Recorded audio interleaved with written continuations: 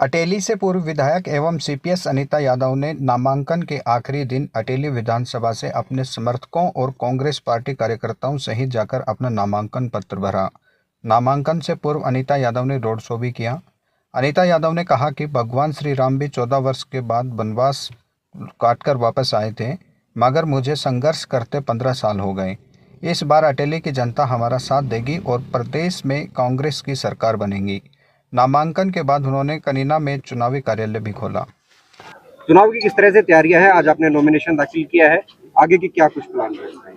सबसे पहले मैं अपने शीर्ष नेतृत्व कांग्रेस पार्टी का जो है राहुल गांधी जी, श्री मल्लिकार्जुन खड़गे जी और हरियाणा के प्रभारी श्री दीपक बावरिया जी, हरियाणा के यशस्वी पूर्व मुख्यमंत्री चौधरी भूपेंद्र सिंह हुड्डा जी, माननीय सर्वप्रिय नेता सांसद चौधरी दीपेंद्र सिंह हुड्डा जी, व हमारे यहाँ के लोकल लीडर राव दान सिंह जी का जो दक्षिणी हरियाणा की शान है, उन्होंने ये टिकट एक प्रत्याशी जो अटेली से बनाया है, मैं उनका सबसे पहले आपके माध्यम से धन्यवाद करना चाहती हूँ। और साथ ही साथ ये कहना चाहती हूँ कि 10 साल के अंतराल बीजेपी ने जो यहाँ पर जो अफरा तफरी मचाई है, जो यहाँ पर इस तरह का माहौल क्रिएट किया है, जो हमारे इलाके में जहाँ पे मैं जो कुछ छोड़ के गई थी वो भी हिस्सा नहीं छोड़ा, बजाय कि इतने पैसे मैं सब डिवीजन बनाने के बाद छोड़ के गई थी, वो एक एक पैसा इतना ज़्यादा खराब किया गया है और मेरी आंखों के सामने खराब किया गया है। आज मौका आ गया है कि इन पैसों का गिन गिन के बदला लेंगे और कांग्रेस पार्टी के नेतृत्व की जो ये सीट जो उन्होंने मेरे को भेजी है अटेली के प्रत्याशी के रूप में, ये हम उनकी झोली में डाल कर देंगे। क्या कुछ प्राथमिकता रहेंगी इस इलाके को लेकर, क्योंकि आप पहले भी विधायिका की यहाँ से और इस इलाके को अच्छे से समझती हैं? मेरे को इस इलाके में लगातार 15 साल मुझे यहाँ रहते हो गया। मेरा जो जीवन है ये सारा जीवन अटेली विधानसभा क्षेत्र के लिए है। यहाँ पर जब मैं आई थी तो केवल प्राइवेट कॉलेज था, प्राइवेट स्कूल थे और एक सब डिवीजन की जगह एक वो थी, क्या कहते हैं, सब तहसील। तो मैंने मुख्यमंत्री उस टाइम चौधरी भूपेंद्र सिंह हुड्डा जी थे, 2014 में उनकी रैली कराई यहाँ पर और मैंने यहाँ पर सब डिवीजन मांगा, उन्होंने मुझे यहाँ पर सब डिवीजन दिया और बहुत से यहाँ पर गर्ल कॉलेज दिया, अगर मैं गिनाऊंगी तो हॉस्पिटल दिया, गर्ल कॉलेज दिया और इसको पीकेएस डिकाना कॉलेज को सरकारीकरण किया और इस सब डिवीजन बनाने के लिए 383 करोड़ रुपए का मैं बजट यहाँ पर लेकर आई थी और यहाँ पर मंडी लेके आई है, अनाज मंडी। उसके बाद सारे गांव का जो इंफ्रास्ट्रक्चर था, जो बेसिक मूलभूत सुविधाएं थी, जो स्ट्रीट्स थी, गलियां थी, वो इतनी टूटी हुई थी। चाहे वो मैनिफेस्टो क्या होगा जो आप आगे का मैनिफेस्टो ये होगा कि मेरा तो विशेष तौर पर कांग्रेस पार्टी का मैनिफेस्टो बहुत बड़ा होता है, लंबा चौड़ा होता है, लेकिन मैं तो बेसिक मूलभूत जो समस्याएं हैं मैं तो उन्हीं से जूझ रही हूँ। जो 15 साल का लगातार जो पीरियड मैंने देखा, 5 साल के बाद 10 साल की जो बीजेपी की सरकार देखी, इसके जो कारनामे देखे, जो काम हमने करवाए थे उन कामों को भी हटा दिया, गिरा दिया, उड़ा दिया।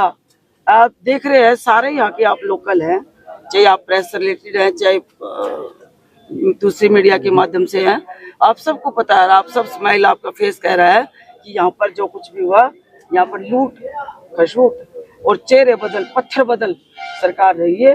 केवल नाम बदले गए, पत्थरों के नाम बदले गए, काम के नाम बदले गए और उसके बाद ऐसा यहाँ पर माहौल क्रिएट किया गया कि जिसकी वजह से कनीना और कनीना के आसपास के लोग अटेली विधानसभा क्षेत्र का नाम लेने वाले यहाँ पर 10 साल में। आप अटेली में अपना कॉम्पिटिटर किसको मानते हैं? कौन आपको टक्कर दे सकता है इनमें से? देखो जी, भगवान ने मेरे को बनाया है, मैं किसी के बारे में क्या कह सकती हूँ? मैं तो अपने बारे में कह सकती हूँ कि भगवान ने मुझे आज ये मौका दिया है। राजा रामचंद्र जी भी 14 साल के बाद वनवास से आ गए थे, मुझे तो 15 साल हो गए यहाँ पे रहते, तो मैं तो अपना मुकाबला मेरे भगवान के आशीर्वाद से लेना चाहती हूँ। अपनी जीत की अपनी बात रखूं और इलाके के लिए काम करूं। आप अपनी जीत कितने वोटों से मानते हैं? आपको क्या लगता है कितना मार्जिन अगर रहे? ये मार्जिन मैं नहीं बताऊंगी, या अटेली विधानसभा क्षेत्र की जनता जिन्होंने 10 साल तक का राज, इस तरह का डिक्टेटर राज भुगता है, जिन्होंने तानाशाही सरकार देखी है, जिसने इस तरह की ये जो लड़कों के साथ हमारे जो भाई हैं, इनके लिए अग्निवीर जैसी योजना लाए हैं, वो इनका गिन गिन के बदला लेंगे। नंबर 1। नंबर 2, जो प्राइवेट जो जितने बच्चे लगे थे उन बच्चों का, या जो ठेका प्रथा कर दिया, हर चीज का प्राइवेटाइजेशन कर दिया, चाहे वो बिजली का हो, चाहे पानी का हो, चाहे हमारे छात्रों का हो, चाहे भाइयों का हो, चाहे पढ़ाई का हो। यहाँ पर जो मूलभूत समस्याएं थी, जो इनका निराकरण करना चाहिए था, और तो क्या, जेबीटी जो स्कूल थे, जो प्राइमरी स्कूल थे, वो भी हमारे यहाँ पर 8 स्कूल हटा दिए गए, और इससे हमारा इतना नुकसान हुआ। जो बच्चा प्राइमरी स्कूल में पढ़ के और आगे कुछ बन सकता था, आगे बढ़ सकता था, उसका वहीं की वहीं गला दबा दिया गया। तो इससे ज्यादा मैं थोड़ी बताऊंगी। और अब तो उन लोगों के सामने मुकाबला है जो अपने आप में ही बड़े हैं, जो दिल्ली में रहते हैं, जो यहाँ की कल्चर को नहीं जानते। उनको ये नहीं पता शाना गांव कहाँ है, उनको ये नहीं पता बागोत कहाँ है, ये नहीं पता कोटिया कहाँ है।